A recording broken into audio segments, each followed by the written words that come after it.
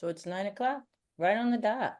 Good morning, everybody. This is my first meeting too. For some reason, I didn't think I needed, to go to these meetings, but Jane advised me that I should be going, so here I am. So we can get started. Is it a very casual thing or do you do Robert's rules? Yep, You it's pretty casual and Okay, yeah. we have enough people for a quorum. Um, do you want to jump right in with the guest, Kayla, that's here, and have her do what she needs to do so she can get off if she wants, and then we can carry on with other business if Kayla's there? Perfect. So Kyla Botson is here to join us from BME Thank Strategies. And if you remember, BME Strategies and Kyla walked us through the Foundational Public Health Services survey that we all did. I sat down with most of you, either the chairs or the entire board, to just kind of try to figure out how we're meeting foundational public health services. And so she has crunched all the numbers and is ready to present two of the foundational public health services to us today to kind of tell us kind of where we land on it. And that will inform some of our work on how we can better serve our towns as far as providing these public health services. So Kyla, take it away. I just made it so you could share. Perfect. Thank you so much, Jane. And thank you all for having me. As Jane said, I'm a consultant with BME Strategies, and I'm working with the Office of Local and Regional Health in the Department of Public Health in this whole foundational public health services review process. And with us here today are some folks from DPH Office of Local and Regional Health. There's Ileana, who is the program coordinator for your shared service arrangement, and Christina Moore, who works for OLRH, and Cassandra Anderson also works for OLRH, and then Katie Roan. They're all here from the Office of Local and Regional Health. So if there's any questions that you have about the review process that might be better answered by someone that works for the Department of Public Health, they're all here to answer your questions. And then I'll be here to answer any questions related to the data or anything like that. So I will go through the presentation, and Jane, please feel free to interrupt me at any point if there's something that you feel like is important for folks to know that maybe I skip over. So this is the agenda for our meeting today. We're going to go through some of the preliminary spending data, and then, as Jane said, we're going to review two of the foundational areas or capabilities that fall under the Foundational Public Health Services framework. And then we'll review a data to action toolkit and some next steps for this process. And if folks want to rename themselves so that it has the name of your municipality in your name, so like it could be Jane Smith, Tri-Town, for example, or if you're with like Great Barrington, you can add that to your Zoom name. Just if you have any questions, we know what town you're representing in this meeting.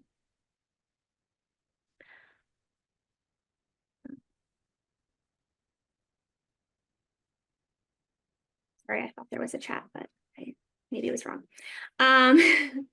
So the FPHS implementation is a stepwise process, and the state knows that it will take time for this to be fully implemented across the state. But data from the review will be used to inform development of a timeline for the implementation phases. So the purpose of this presentation is to provide actionable insights that align with long-term capacity building goals, including identifying areas for increased shared services, with an emphasis on emphasizing foundational capabilities, which are one part of this framework, and meeting phase 1 of the performance standards. The goal of this presentation is to understand how the Foundational Public Health Services preliminary data can guide decisions and support each stage of FPHS planning and capacity building. So moving on. The Foundational Public Health Services framework was developed by the Public Health Accreditation Board in collaboration with local public health folks around the country. And it was recommended for adoption by Massachusetts in the Blueprint for Public Health Excellence, and it was written into the SAFE 2.0 legislation, which was passed last year. So this framework is made up of foundational areas, which are shown in the circles in the figure on the left-hand side of the screen, in the light teal. So these are really foundational core public health programs and services that are necessary to keep communities healthy. So things like communicable disease control and environmental public health. And then there are also 8 foundational capabilities, which are shown in the navy blue color below the areas.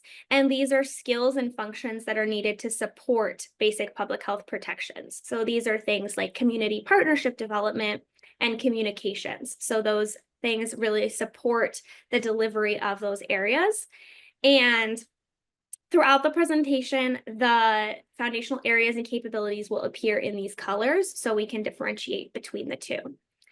And the Massachusetts Department of Public Health's Office of Local and Regional Health is adopting this national framework as envisioned in the Blueprint for Public Health Excellence report and written into the SAFE legislation. And local public health is not responsible for delivering all of the services in this framework, but they are responsible for ensuring that the services are available within the communities. So essentially knowing who in the area or within the state is delivering these services is what you all are hopefully going to be able to know. And it was really evident that you do know a lot of your partners throughout this review process. And Jane put a lot of effort into identifying partners throughout your region.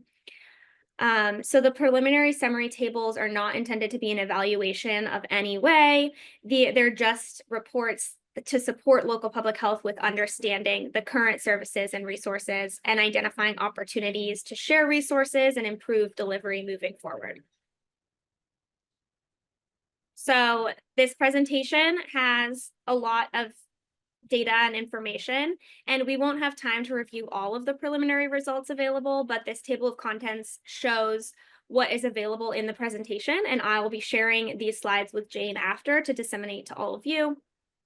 And so we will just review parts of the preliminary spending and some foundational area and capability data and some key takeaways related to those foundational areas and capabilities. And we'll do a quick introduction to the tools that will be available in the Data to Action Toolkit. We won't review the data interpretation guide or the data appendix, but those will be available in the presentation, as I said, and those just provide some more information on all of the data that was collected, as well as how to interpret all of the figures that are shown throughout the presentation. So now we'll move to some of the preliminary results presentations, and where we'll explore the SSA level overview of spending, service delivery, service sharing, and shared staff capacity and expertise. And these are all presented at the shared service arrangement level, and a full state level report will be available in the fall. So this is just identifying that all 12 communities in your shared service arrangement completed both the cost tool and the service delivery tool, which were the 2 tools that were part of this foundational public health services review. So all 12 towns data is going to be included in this presentation. The names of the towns won't be identified at any point in the data. It's all anonymized, but all of the data is included here. So this is the overall spending by your shared service arrangement in fiscal year 2024. And it's not limited to just foundational public health services. So these include this spending, the 1.18 million includes things like transfer stations and anything that falls under the purview of local public health. And so 7 grants were received by members of the shared service arrangement in FY24. So this is including all 12 towns. And the total spending across the entire shared service arrangement was $1.18 million, 46% of which was from grant dollars.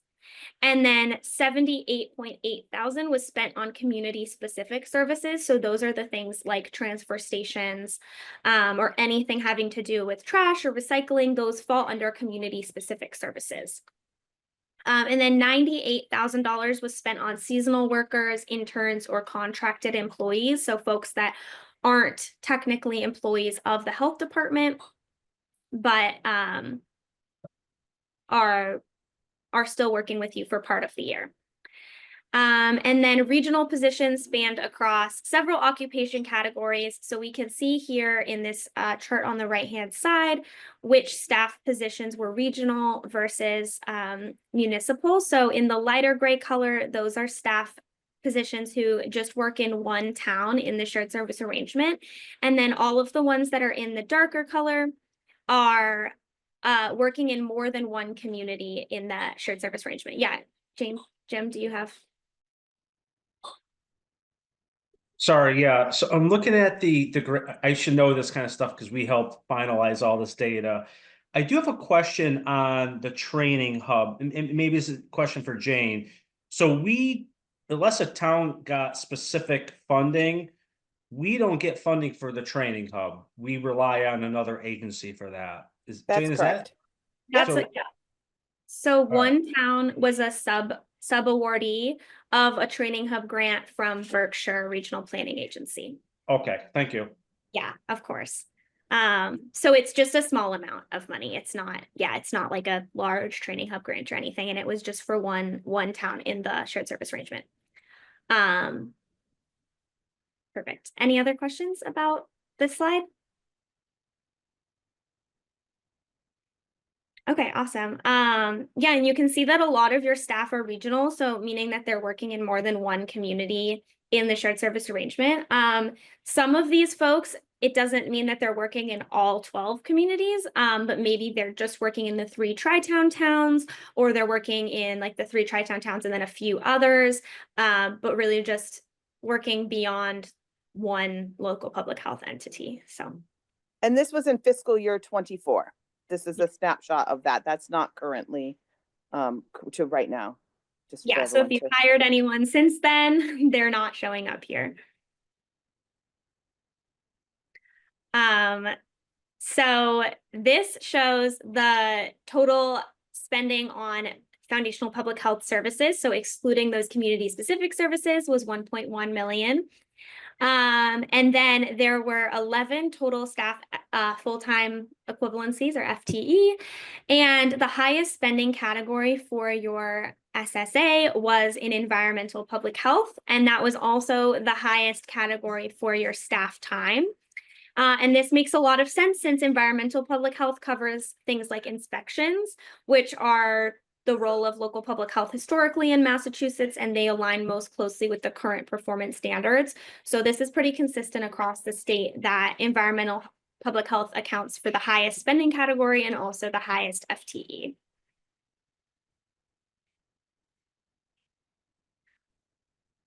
So in the service delivery tool, folks were asked to indicate their staff's capacity and expertise for each service under each foundational area and capability. And the shared service staff were also asked to indicate their capacity and expertise.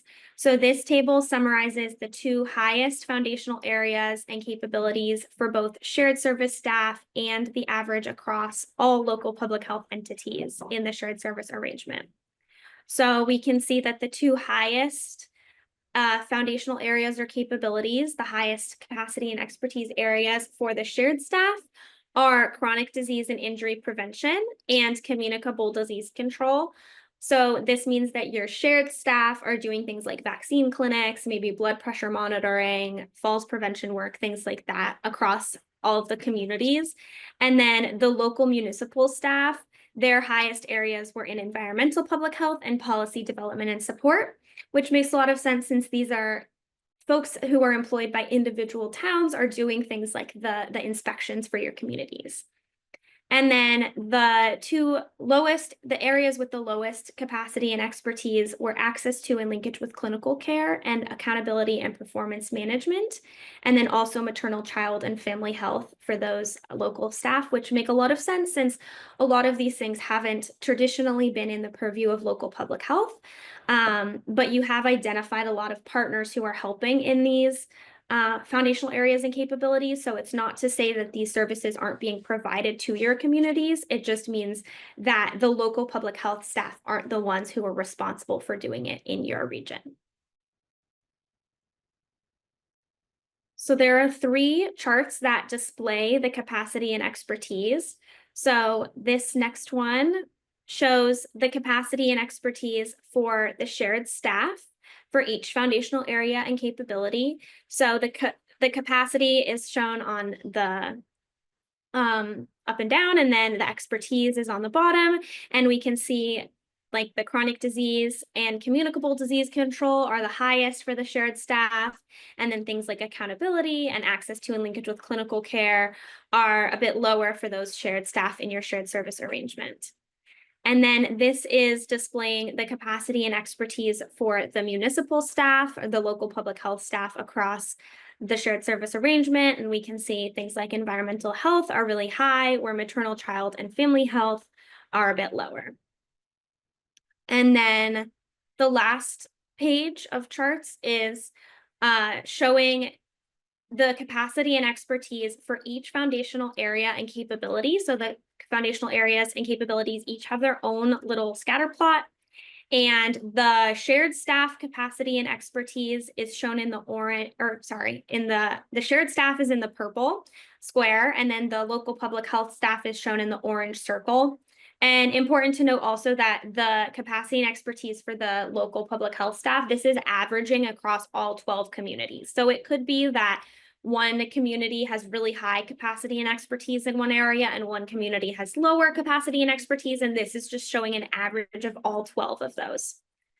So we can see kind of where the shared staff are providing additional supports to the shared service arrangement. So in areas like chronic disease and injury prevention and communicable disease control, the shared staff have higher capacity and expertise and can likely be leveraged to help provide these services to communities across the shared service arrangement.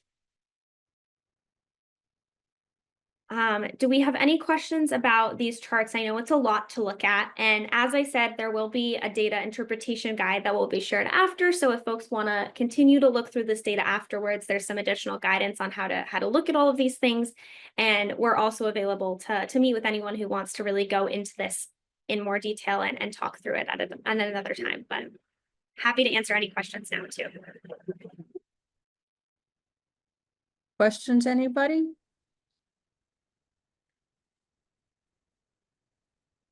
No? I have a question. Yeah. I'm looking at these scatter plots, which are very interesting. Is there a preferred place that you would like to have the shared, the square, the purple square, and the local public health circle?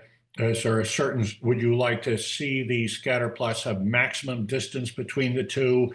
Would you like to have a center of gravity for the two scatter plots be in a certain place? Is there a certain directionality that you'd like to see for these scatter plots? Are you going to be getting into this in your discussion? Yeah, thank you. That's a really great question. There's really not a preferred distribution that we're looking for. It really depends on the communities and the shared service arrangement, and like what other services are offered in your communities by like hospitals and schools and community-based organizations and things like that that aren't being accounted for in these particular charts.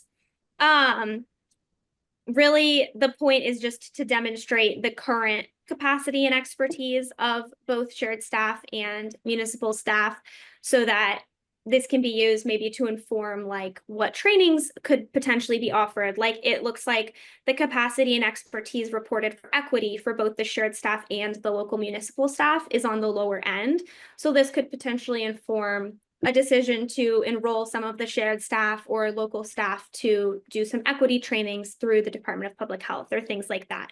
So really just used as a tool to move forward, and it's not like this is bad and something else is good. Sorry if that didn't answer your question. I can try to do it.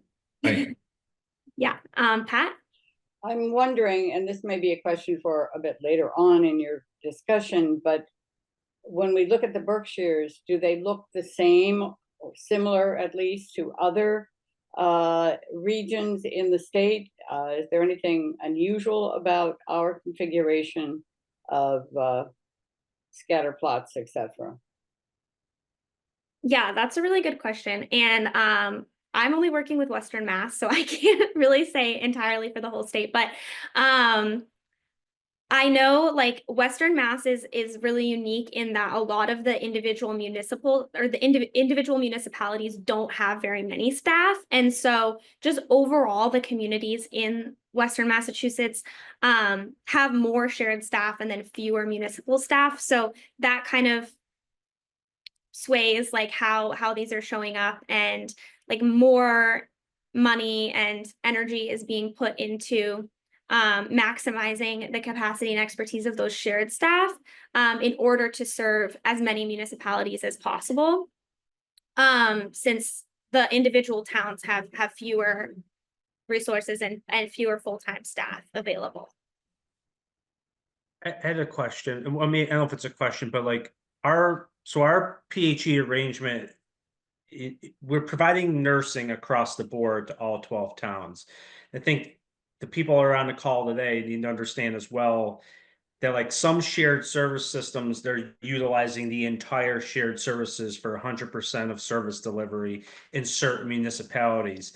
That's not necessarily the case here. You know, like Jason's providing services in certain towns for inspectional services, and a common thread as nursing is across the board for all 12 towns, because we still have municipalities that have their own staff. And yes, you can make an argument that the shared staff will act as a backup in the future, but we're not providing 100% of services across all 12 towns. So I think there's going to be some differentiation. And I think as we utilize PHE down the road as needed, I think we'll start to see some commonality. That's just my hypothesis.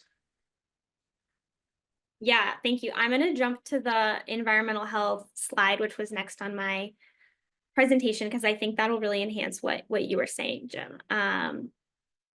So in this slide, we can see this is a scatter plot of the capacity and expertise just as it was before, and we have the shared staff in the purple square. And then rather than having an average of all of the municipal staff, we have each of the 12 towns displayed with their own unique dot. So we can see that some of the, like one town down here has absent capacity and expertise to deliver environmental public health services, but this doesn't mean that they're not getting the services. It likely means that the shared staff are delivering the services to that particular community. Whereas there's these 3 communities up here that have comprehensive capacity and expertise. So these towns are very likely have their own inspectors and aren't relying on the shared staff to do their inspection work. That makes sense. So overall, for environmental public health, which we're reviewing this one because it most closely aligns with the current performance standards, and overall local public health entities across your shared service arrangement dedicated 36% of total spending and 47% of staff working hours on environmental public health. And shared staff had slightly higher capacity and expertise than several of the communities, but some communities did really excel and have really high capacity and expertise in these areas. And so we can see in this figure on the left-hand side, there are 6 headline responsibilities associated with environmental public health. So these are just different activities that fall under this foundational area. And this last headline responsibility, 4.06, which is conduct mandated environmental public health inspections. This is the one that really most closely aligns with the current performance standards. And we can see that 7 out of 12 of these communities are really excelling and meeting all of the community needs.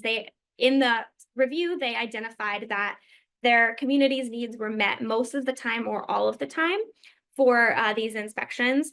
And then just a few of the towns in your shared service arrangement indicated that this wasn't being done 100% of the time. But this doesn't mean that it's not done at all. It just means maybe there's some more room for improvement in delivering these inspections to your communities.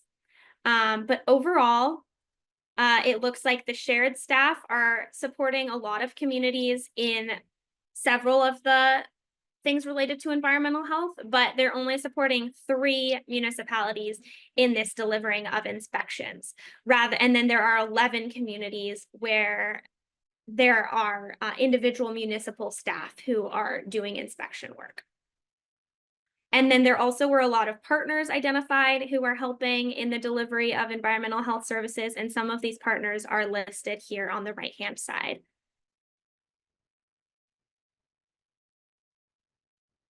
I'll pause again for any questions or if there's anything I can clarify on this slide. I know, again, a lot of figures to look at.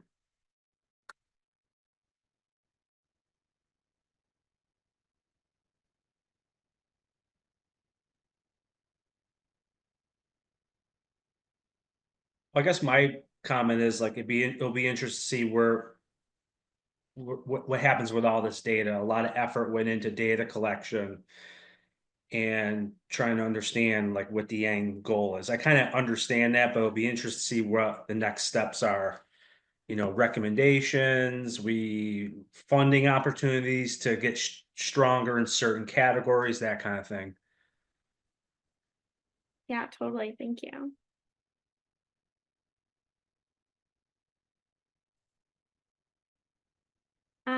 The other foundational capability that we were going to review in a bit more detail is community partnership development. So I will jump to that slide now.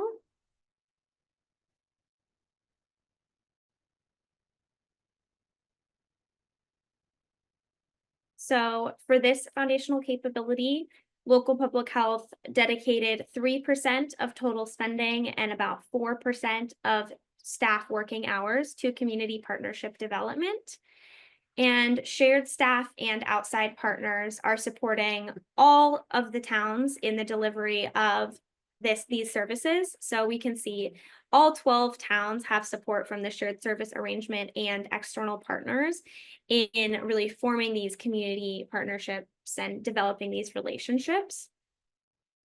And more than half of local public health entities indicated that their community partnership development needs were not met. So over here in the met community needs, we can see that less than half of communities in most instances indicated that their needs were not, or more than half indicated they were not met, I guess. So this number, the like 4376, these are the ones who said that they were met. So the remaining towns did not have their community partnership development needs completely met.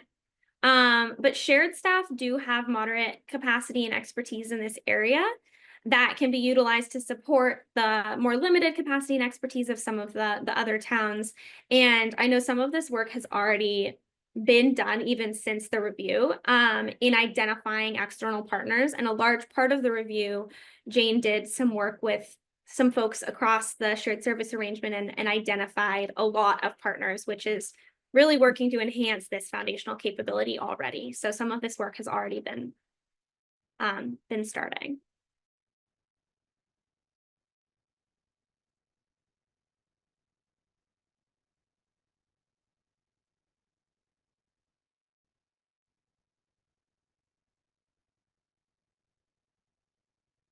So there are, oh, sorry. Were you going to say something, Tom? Mm-mm. Okay. Or Diane. So there are slides that look like this for each of the foundational areas and capabilities. And then along with these slides, there are these key summary. Oh, I went the wrong way. There are these key summary slides. So for environmental public health, we have just these 3 takeaways, and then you can look at the data slide that we looked at in more detail. So if you're looking through these slides later on and you don't want to look at all the figures and graphs, it's easier to look at these key takeaway slides, that's also an option. I'm going to hop into the last bit of the presentation. So this slide summarizes some opportunities to further strengthen or improve specific foundational areas and capabilities. So this could mean you may choose to increase staff capacity and expertise to meet performance standards through training and technical assistance. So communicable disease control and environmental public health are those foundational areas that most closely align with the current performance standards. And then these 2 areas of community partnership development and policy development and support, these are areas where some local public health staff have really high capacity and expertise, and then other municipalities indicated that they had lower capacity and expertise, to maybe learning from one another across the shared service arrangement. And then these two areas, assessment and surveillance and accountability and performance management, are areas where overall the capacity and expertise across the shared service arrangement are lower, and there's some opportunities to either identify partners in the area who are delivering these services for your community members, or work to enhance the capacity and expertise of the staff across the shared service arrangement. And then the area where there aren't currently any services being delivered by local public health or the shared service arrangement is maternal, child, and family health. And again, this could be because there are other providers in the area, and this hasn't traditionally been the role of local public health, but it provides an opportunity for you to really look into who is providing these services to your community.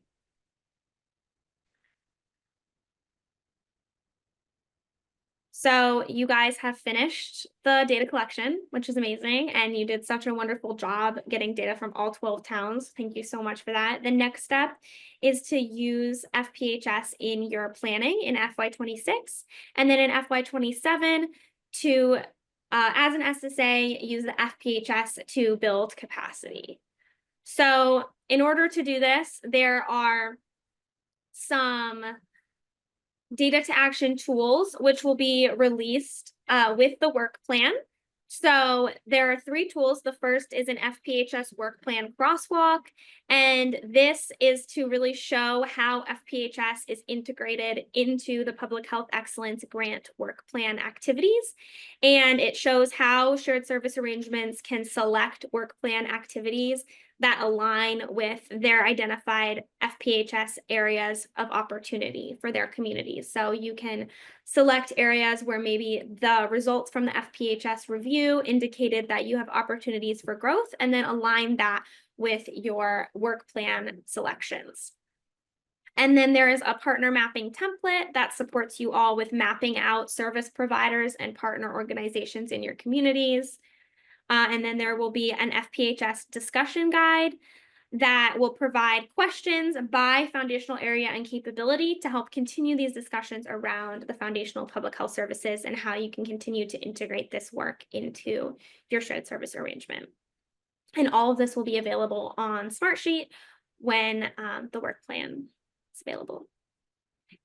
And in order to help you all in continuing discussions about FPHS and integrating it into your work plan and understanding this data, there's a support team available that is made up of members from the Office of Local and Regional Health, folks from BME Strategies, and then subject matter experts from MHOA.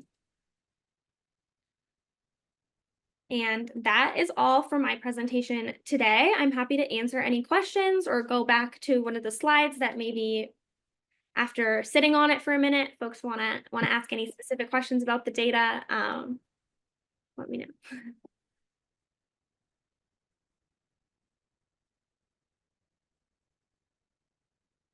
Oh, seems like that's it.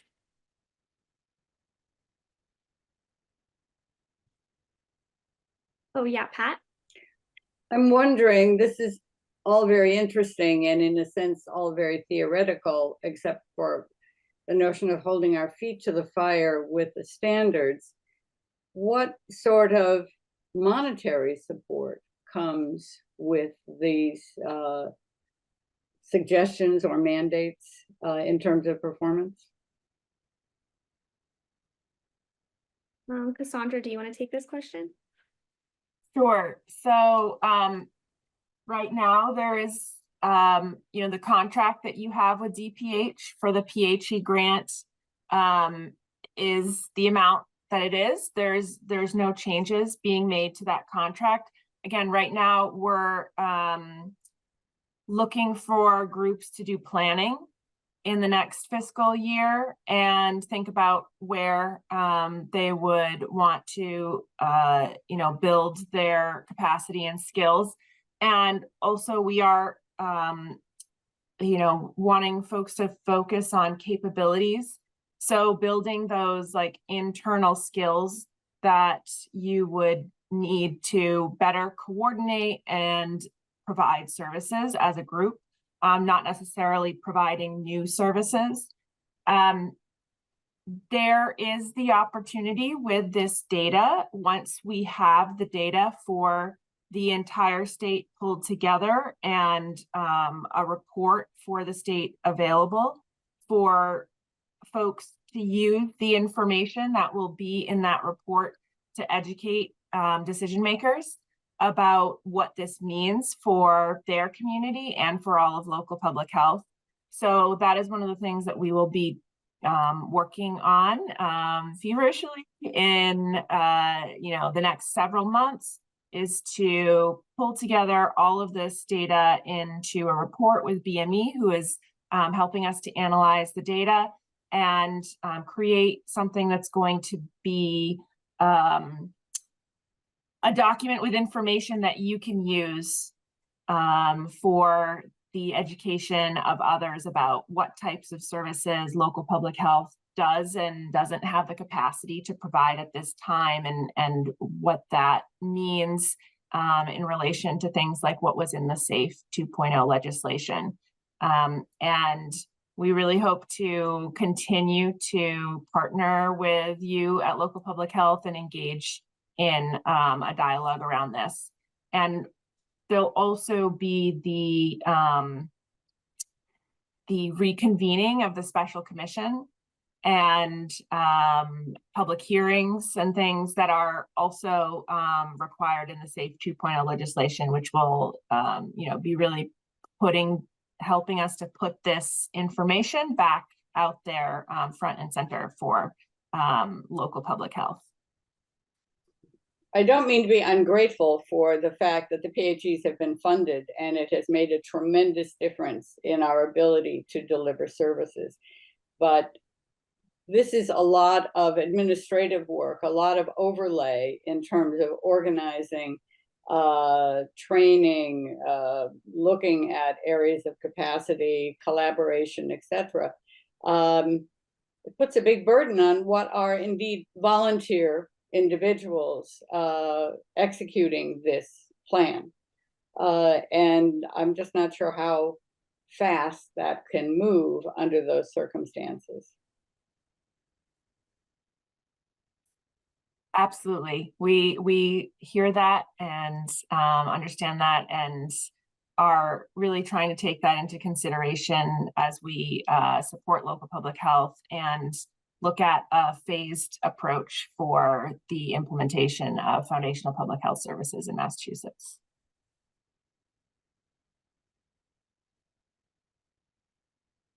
Well, thank you so much. This has been very educational.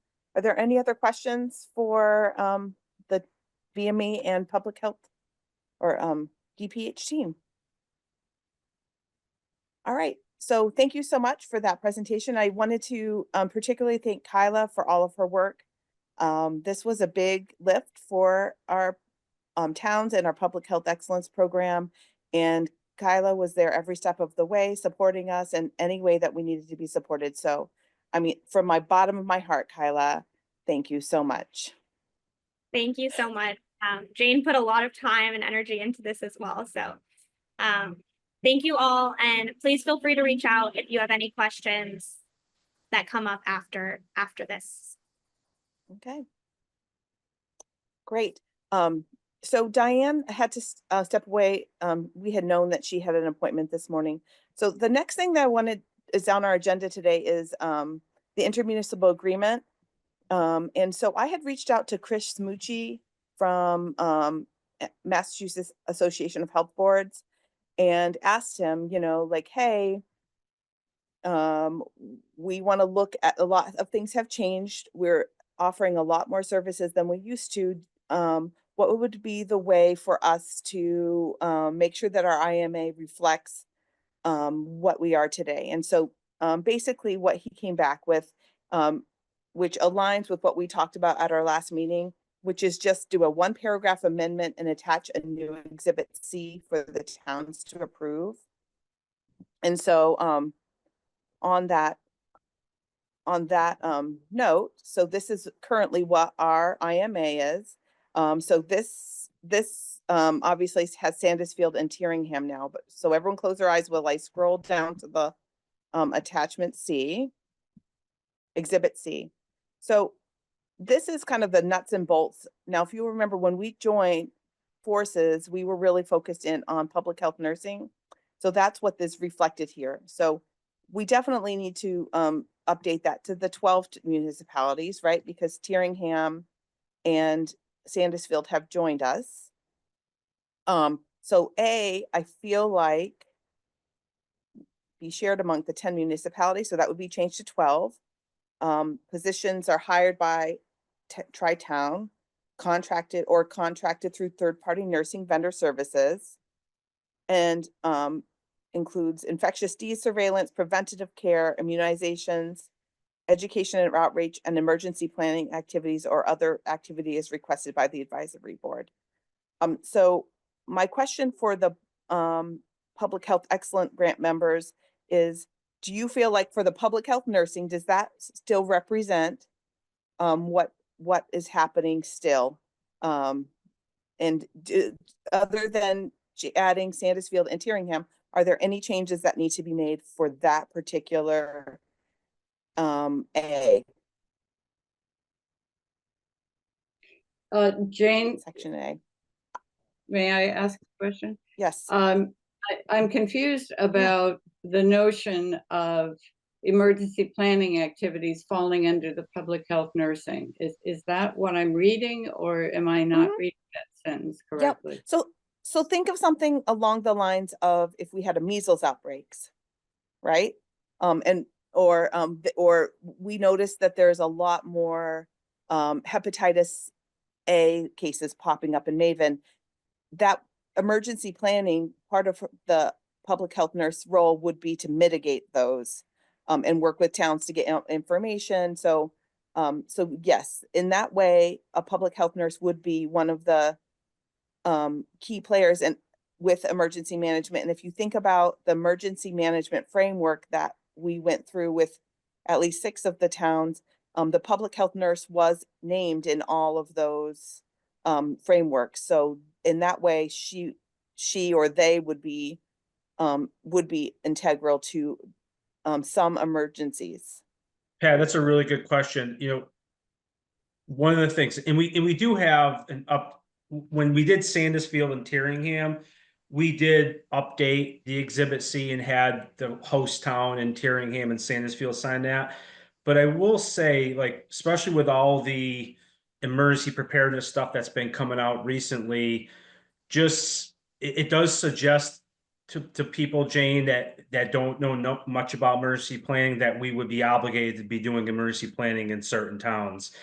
And while that's true for certain communicable diseases, a Right. generic emergency planning as part of our services is a concern of mine. Now more than ever than since we first initialized this, I think we need to be clear on what the nursing can do, because Jill is one person. Yes, we do have a per diem backup, but I don't want to get a town to say, oh, Jill's doing our emergency preparedness planning for the town of Sandusfield or whatever town. And that's not, we don't have the capacity or funding to kind of do that kind of stuff. I think assisting and managing communicable disease emergency preparedness is specific, but it's just saying emergency planning in general is a concern of mine. So should we think about changing, revising that?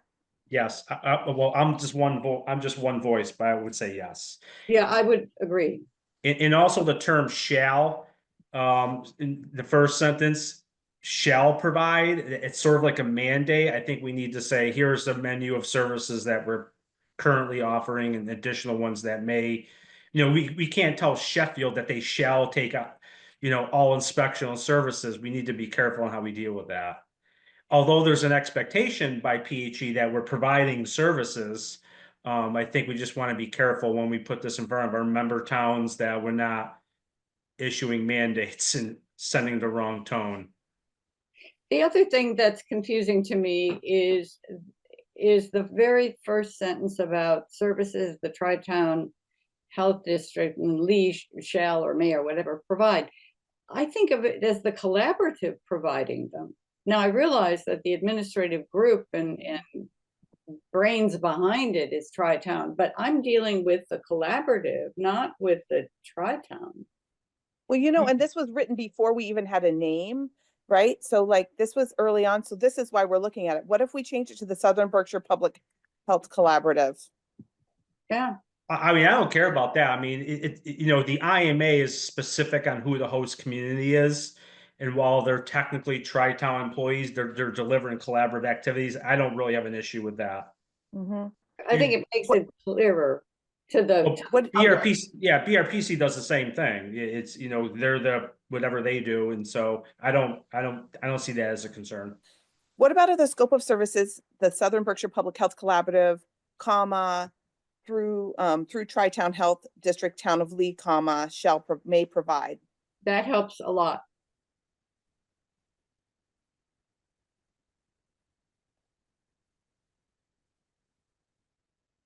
I mean, the shall there, if we make it so that all of the things in section A are things that we have contracts with all of the towns to provide those things. So I do think that if we put a shall there and then just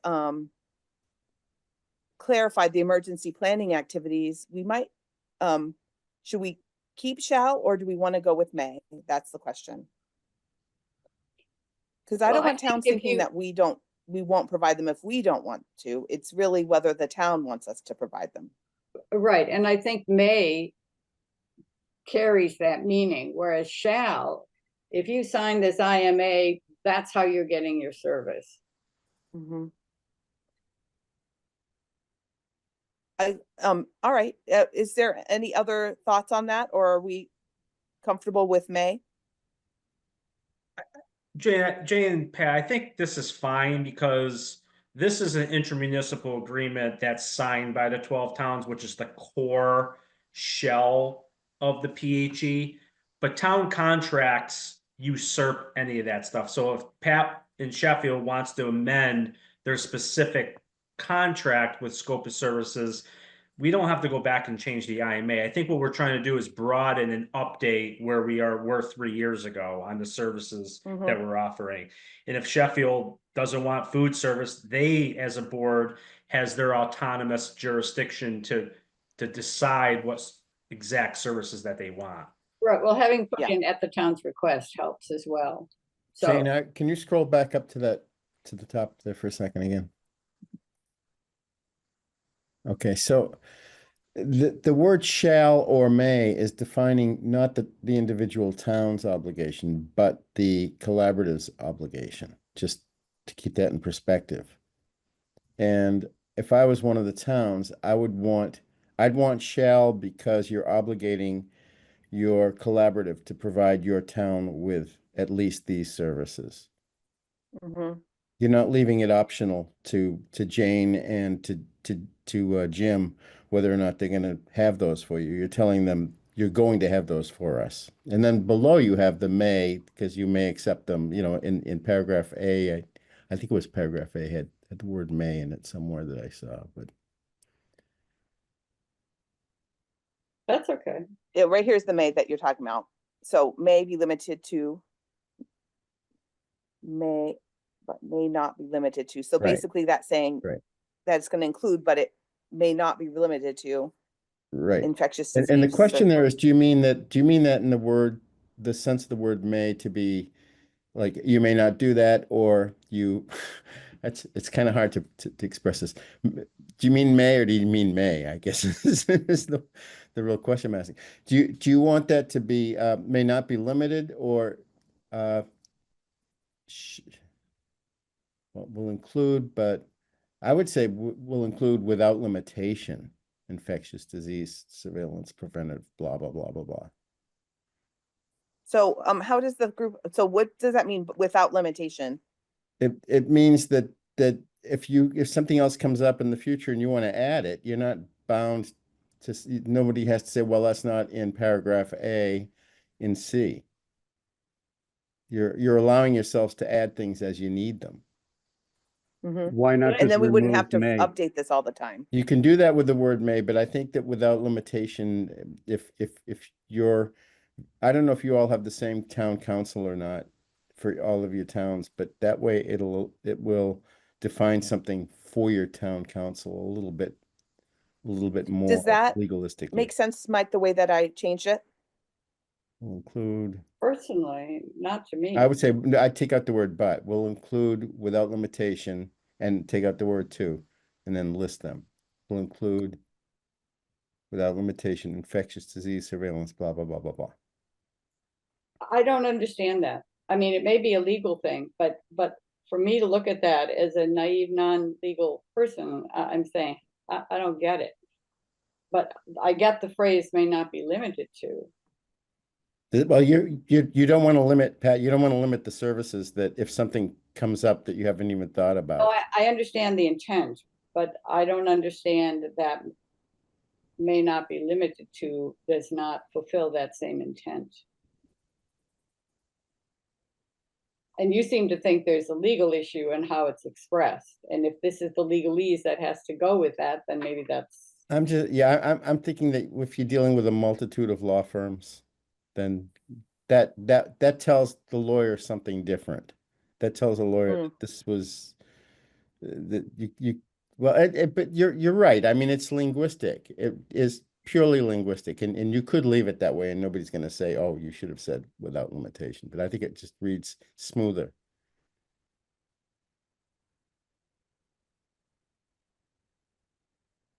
Okay. So I don't know. No, I've heard from Pat and we've heard from Mike. What about if we just continue on and then we'll make a motion at the end and make any changes? Does that sound good? Or Keep going. I'm trying to Don't let figure me out how to stop you. move forward here. So what about the emergency planning? Could it be communicable emergency planning activities? Or No, emergency planning activities for it- communicable diseases? How about I assist with? think Jim is right. They absolutely get involved. If we have a huge snowstorm and we're tied up and we're worried about people who need oxygen supplies, I mean, they may have a role in trying to help meet that emergency. But except for medical, I don't know. I planning activities emergency planning activities is so broad. Mm-hmm. How about And we are kind of assist in, trying to figure out where those responsibilities lay right now. So it's a really good point, Pat. how about assist with as emergency planning activities as needed? I don't know. I just don't want to send, there's a lot of confusion. I'm not going to get into it, but there's a lot of confusion with emergency preparedness, and I don't want the collaborative to be the lead on that when we're not getting the resources for that. Yeah, no, I think assist with emergency planning is fine. I like that. Yeah. Okay. I'm in Alright. agreement. Jill, want to write Perfect. some plans? No, thank you.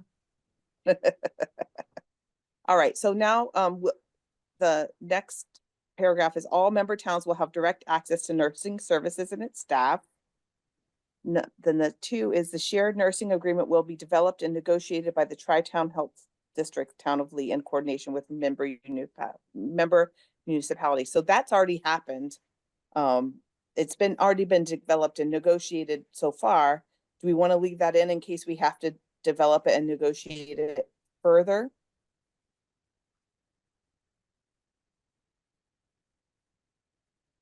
So what you're saying there, in this case, you're saying that there needed to be this agreement developed, and that's already happened. Mm-hmm. But is it still a matter of negotiating with each town if they join, or if there are new aspects to it? And we're not looking to expand. There is a negotiation like last year. This group decided to put a 3% increase. And so we went to the towns and said, hey, just, we're increasing our services by 3%. but that still came from this group. It did not come independent of this group. And it was a fee negotiation, not a service negotiation. Yeah. Can that just be totally removed? Mi- Or say Mike? that nursing services require a separate shared nursing agreement? Is Mike still on? Yes, I'm sorry. I'm sorry, I was looking at something else. Oh. What was your Mike, so the question? question is the paragraph 2A2, that ship has kind of already sailed. We've already developed and negotiated those you- and now we have contracts. So the question is do we just want to remove that or Yeah, it's done. Yeah, if it's done, there's no reason to keep it in there. okay. Is But there- what so I'm what about if another town wanted to come in? So then I mean, why not writing that, leave it in and write development of the shared nursing agreement will be the responsibility, that kind of thing. You could make it, you could remove the time frame, developed as in the past, developing suggests that that function is lies with Tri-Town Health, Town of Lee, mhm, and it may occur in the future. But according to this agreement, that function of development lies with the Tri-Town and the Town of Lee. That In works. other words, I mean, we're already running into I don't know. If that's an important function, number two, yeah. it can stay by saying the development of the shared nursing agreement may be developed and negotiated by, or no, is the responsibility of, I don't know. you'd have to say modification because it's there. You're not developing it again. You're modifying it probably, unless you're starting over. How about say modification or development, just in case, Yeah, or modification of the,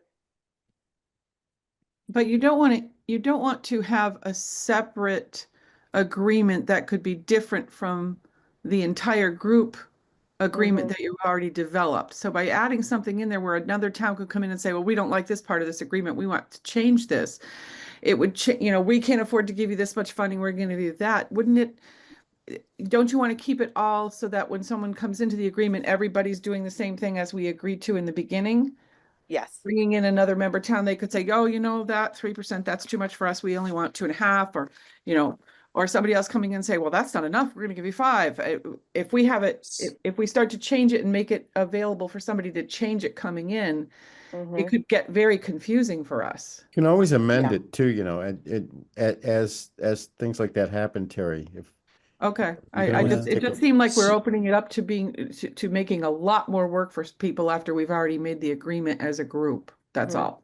Mhm. so, I would suggest just either taking that whole paragraph out yeah, or saying nursing service requires signature of a shared nursing agreement, of the shared nursing agreement, or something like that, if making that point is important. But I just take that paragraph out.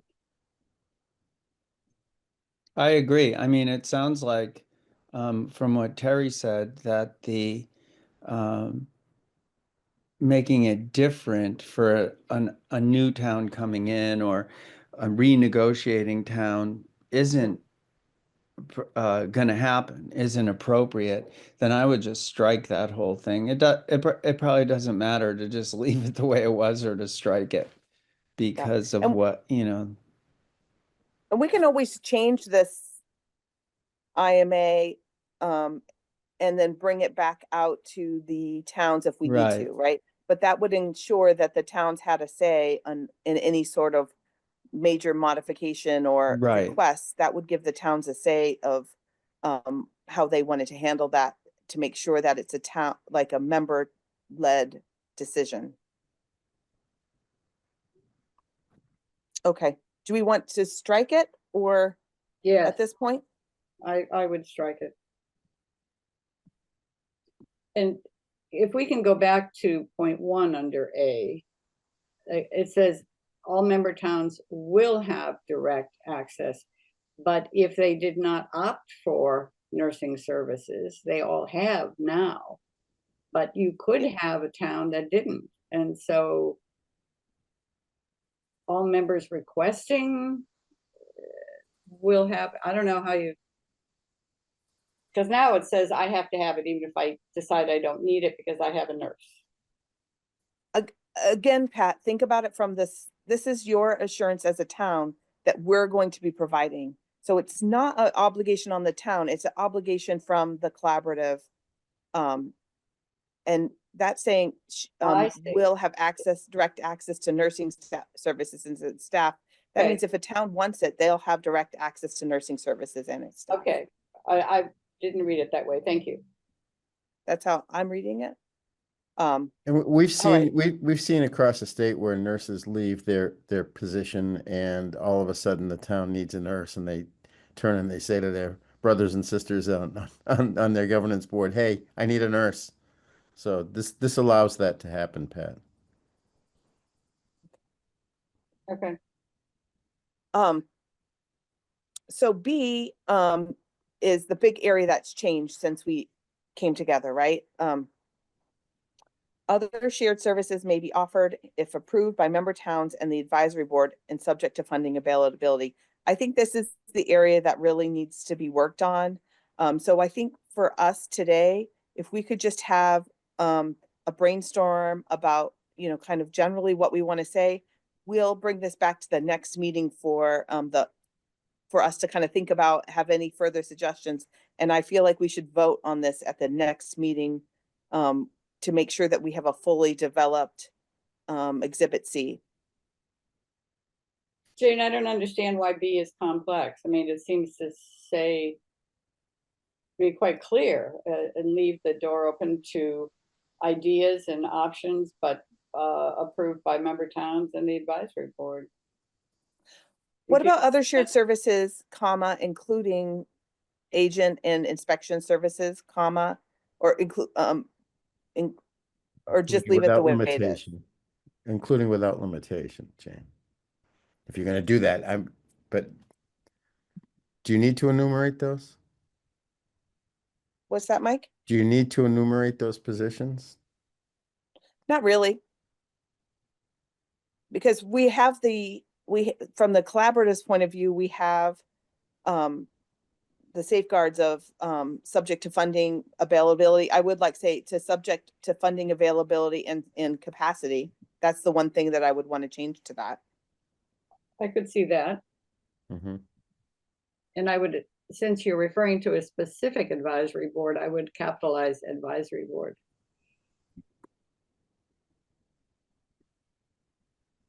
Well, Jane, isn't it true like the advisory board language was before the collaborative was named?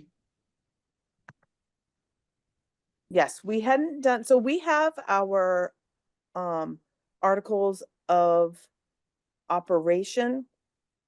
And that was more, it was clarified like who everyone was in that document.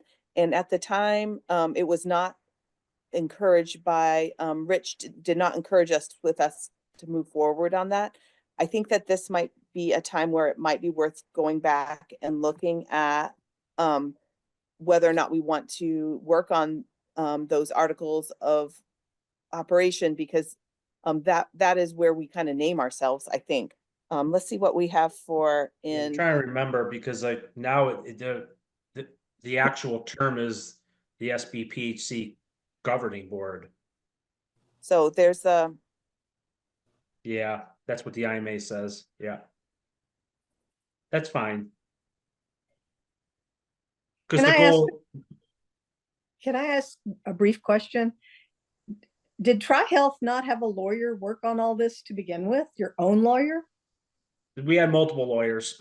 Okay. So right. we had to answer the question. Yes, we had technical assistance lawyers helping the PHE groups, and then it went to our town council, and it went to many other town councils.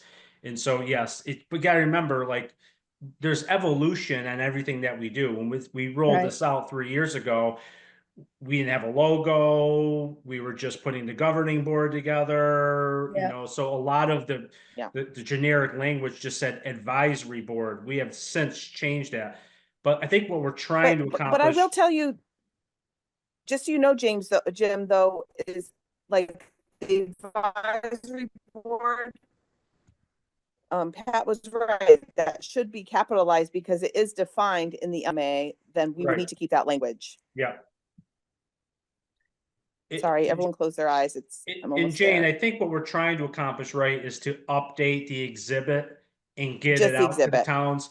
The minute we amend the foundation of the IMA itself, not the exhibit, we have to redo the whole thing and has to go to everybody, every select board, Correct. every board of Yeah. health, which could take us 2 years to do. What we're trying to accomplish is kind of reflect and update the exhibit on service offerings compared to where we were, we rolled this out 3 years ago. Right. Okay. So what would we do then? Would we update the exhibit C and then put draft on it and then send it to all of the town board of health for approval at their meetings? I So- would send it to Rich Mucci first.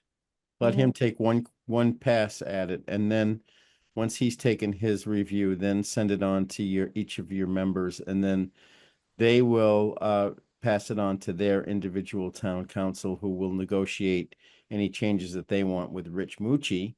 And he'll do all of the juggling if there's going to be any, and hopefully there won't be. I think that at this point, I think Rich has a good relationship with every one of your municipal attorneys. So there'll be a minimum. He'll come back with what he thinks they will all accept. And then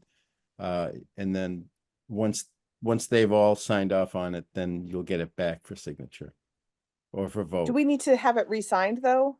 No, Or can we, okay, I No. think that's what we're trying to no, this is an avoid, amendment. just No, process. that's exactly why we went with exhibits A, B, and C, et cetera, was so that you don't need to have the underlying agreement renegotiated, re-reviewed, and re-signed. Although in paragraph 7, you need a letter Y at the word payment. I just noticed that when you were scrolling I did through. notice that too, yeah. Okay. But we should just keep it the same, right? Yeah, oh yeah, don't change the agreement, because then it does have to, the agreement has to go back through everybody. Okay. And saying 2 years, that's not an exaggeration. We still have 4 groups that haven't signed them and have been working on them for over 2 years. Okay. So let's take one more quick look at it. We're looking at just exhibit C, sorry about the so it talks about adding Southern Berkshire Public Health Collaborative. May provide at the town's request the following services. So public health nursing services, we changed it to 12 instead of 10. Added the legalese of without limitation. Assisting with emergency activities. Or anything else that the advisory board tells us the public health nurse to do. We struck out this section. Added the legalese here. Yeah, but you didn't Capitalize put the in- you advisory di- board to But you recognize didn't that put in it's. what it Fine. says, other shared services, including without limitation, what? Oh, okay, we may be offered. Okay, I'm sorry, I didn't, your thing was covering it. Okay, good. But, So is there any other changes that we want to make for this before I send it to Rich Mucci? well, no, actually, he's gonna pick up on that. Other shared services without limitation may be offered, not including without limitation. Yeah. Let's save him striking that word. How about other public health shared services? That's fine. I mean, you don't want to get into policing? No, I don't. So, Can you Okay, scroll do back we- up to paragraph A and change to will be shared among the 12 towns, municipalities? That just sounds better. Yeah. To me. will be shared. Okay. Any other suggestions before we entertain a motion to move this forward to Rich At Mucci? that last, sorry, my editor hat is going cockeyed here. Remember that you're ending the previous section with a semicolon, or a colon, sorry. So that it's a list of things. Yeah, And I think 2 is better. yeah. I agree with that, because it's part of that sentence. And then Right. let's look at public health nursing services. So, the following service in coordination with member municipalities, other public health services without limitation to be offered. It's just, right? If Yeah, we're- now the problem is that really should be a separate paragraph. And not a list of, not part of that list. Because it really is opening the door to a whole other set of possibilities. I wouldn't put it as B, I would put it as a new paragraph in that thing. And secondly, since you only now have one thing under A, that doesn't work. How about let's ask, what if I put in there, like, ask Rich Mucci how to best parse these out? That's fine. I mean, we think we know what we're trying to get at, so. These 2 items.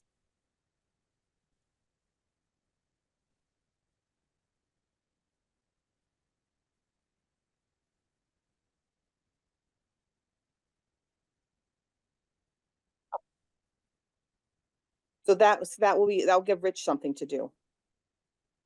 Right. Yeah, I Yeah, think so- all right. So we He need a may- motion to move this to Mucci for review and then bring it back to this committee? Or this? Yep. I think if we can get it back for the next meeting, then we can then bring it out to the towns and might be able to get it back before July 1st, which I don't know if that's, a pressing thing, but it would keep things moving. So, Well, if you need a motion for that, I'm willing to make it. okay. I So move yes, that- a motion. I move that we accept this draft to be forwarded to Mr. Mucci, whoever he is, strike that last part, to be, and for advice on the text, and bring it back to this group at the next possible meeting. Second. All right, any discussion? All right, because we are on a virtual meeting, we have to just do roll call. So, Betsy, do you have, from Mount Washington? I'm we're- I'm fine with sending it on to the lawyer. Is that a lawyer that you're sending it to? Yes, Okay, yeah, that's great. great. Noel? We'll come No, back to Dr. I'll have you vote because Diane left. Yep. Yeah. Yeah. Okay. Yes. Let's see, Jim, is Rebecca still on? Yep. Rebecca's here. I vote All right, right? Jane Smith Alford, I'm gonna vote yes. Dr. Weisbezer, I vote yes. Jim, yes. Terry, Yes. all right, and I think that's all of the municipalities, so, Pat, okay, you can great. say yes, Pat. You made the motion. Yes. All right, great. So that's what the next step will be. Thank you guys so much for doing that. So then the last thing on our agenda, really are priorities for the fiscal year 26 public health work PHE work plan. Unfortunately, they're not going to get us to those till Monday. So I think that generally the feedback that I would like to get from the board really just has to do around what area we'd like to focus on for next year. So for instance, we still have some work to do with septics. We've been talking about septics. I think they're going to ask for us to pick an area from environmental services to focus in on. Last year or this year, we were going to do septic and housing. Do we want to continue on the housing thread, or does someone feel strongly that we should explore another area of expertise. I know food has come up several times. So I'm just kind of taking a straw poll of Yeah. when this comes out, there's going to be an opportunity for the next month to work on it. Or a couple weeks to work on it before I can bring it back to the board. And I just wanted to make sure I was going down the right path. Also, we could maybe have a subcommittee or people identify who want to help us work on the work plan. And that's another thing that could come out of this moment. I Jane, wonder if we could stick with housing and septic together in ADUs. Ah. Okay. What do people feel about that? Especially with the ADUs piece, that does kind of bring it over.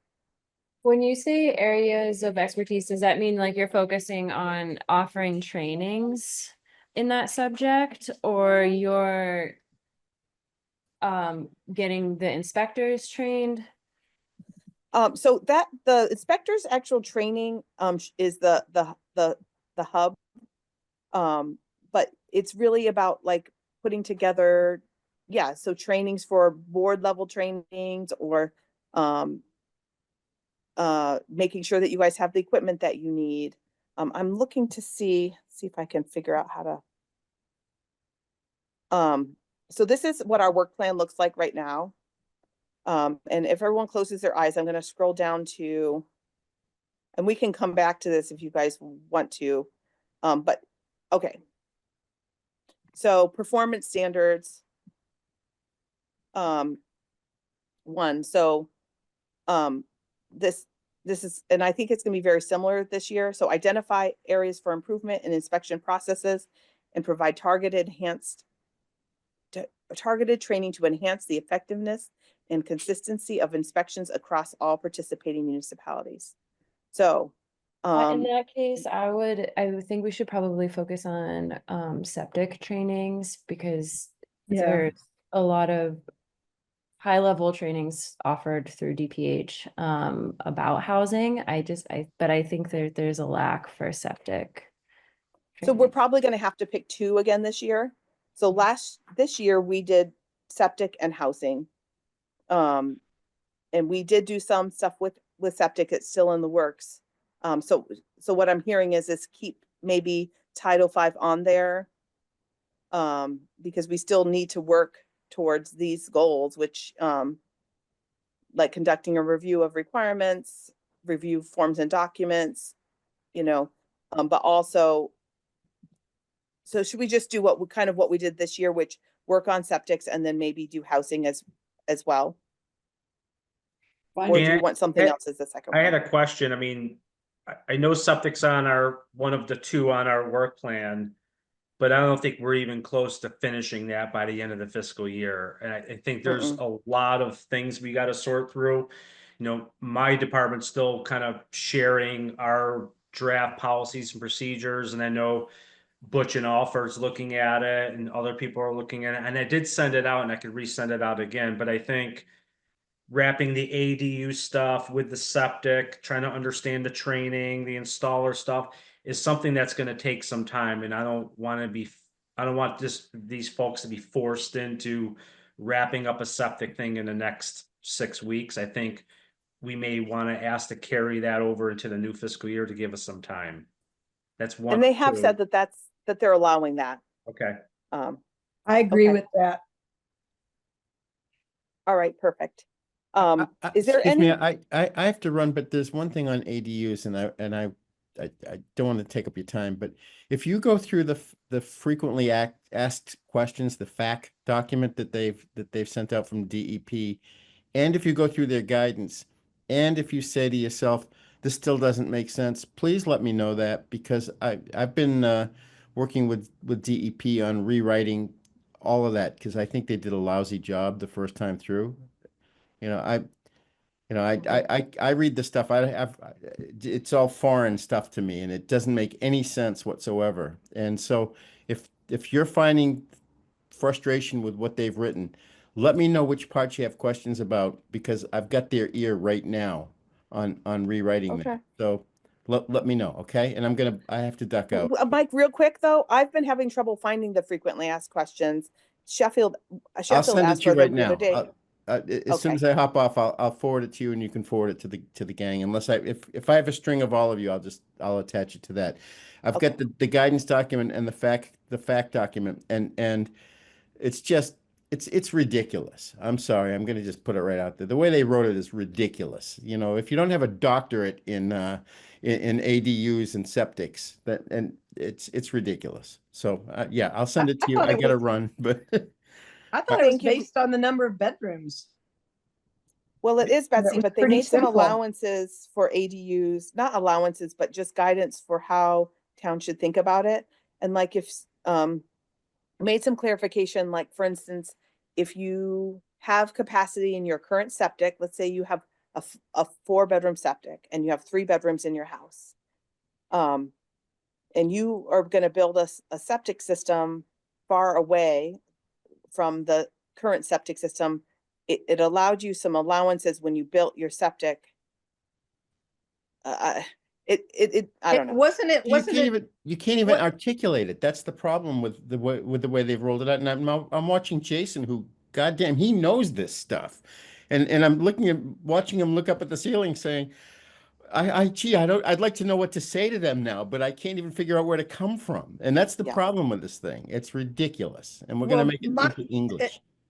I mean, we had the meeting at our town this last week, and it was just seemed kind of relatively simple. Like if you have a 3-bedroom house and you're gonna and you have a 4-bedroom septic, you can add the ADU.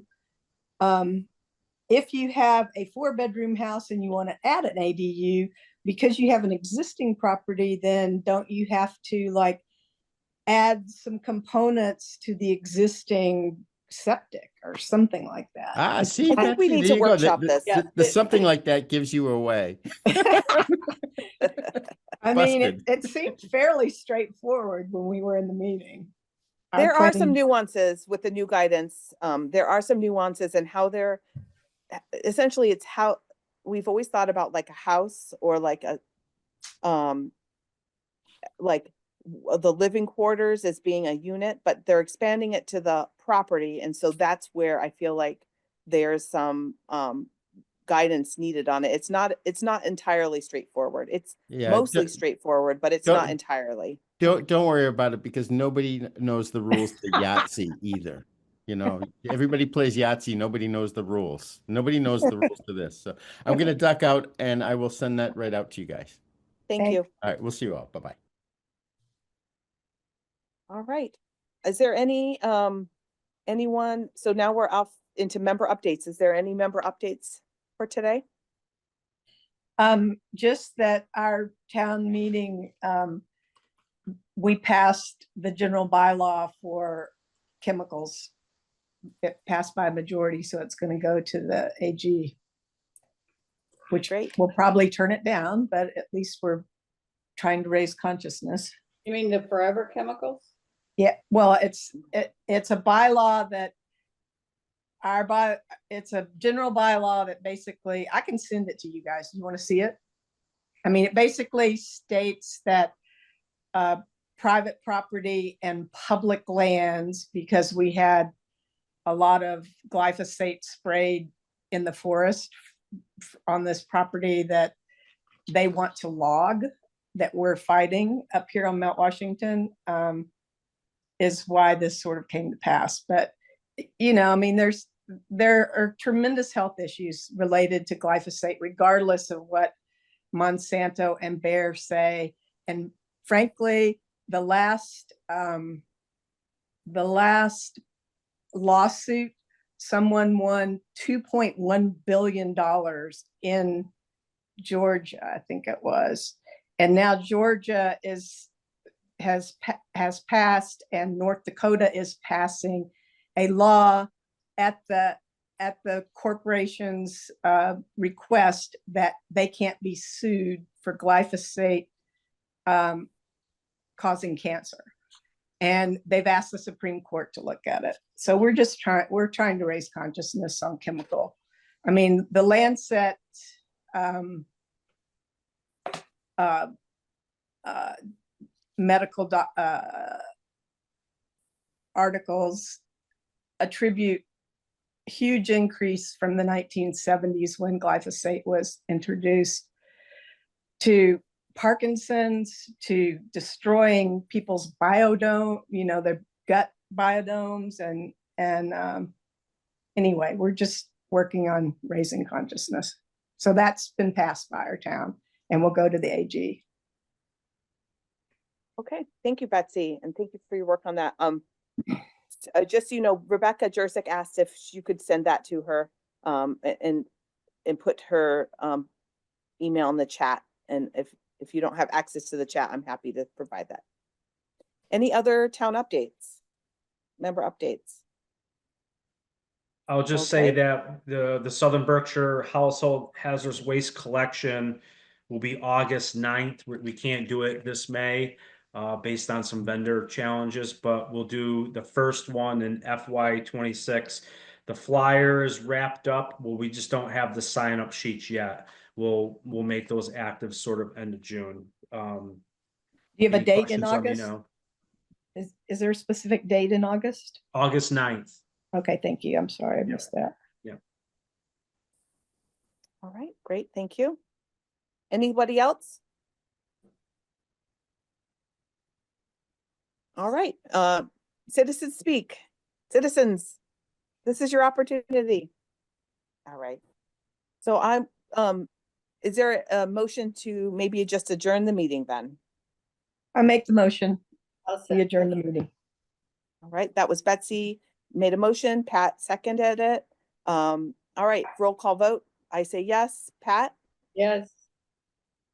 Jim? Yes. Betsy? Yes. Bob? Yes. Carrie? And Noel? Yes. All right. And then Terry abstaining, but I'm assuming she probably would want to say yes too, so. All right, well, thank you guys so much for coming to the meeting. I got a lot of great progress and it is adjourned. Bye now. Okay.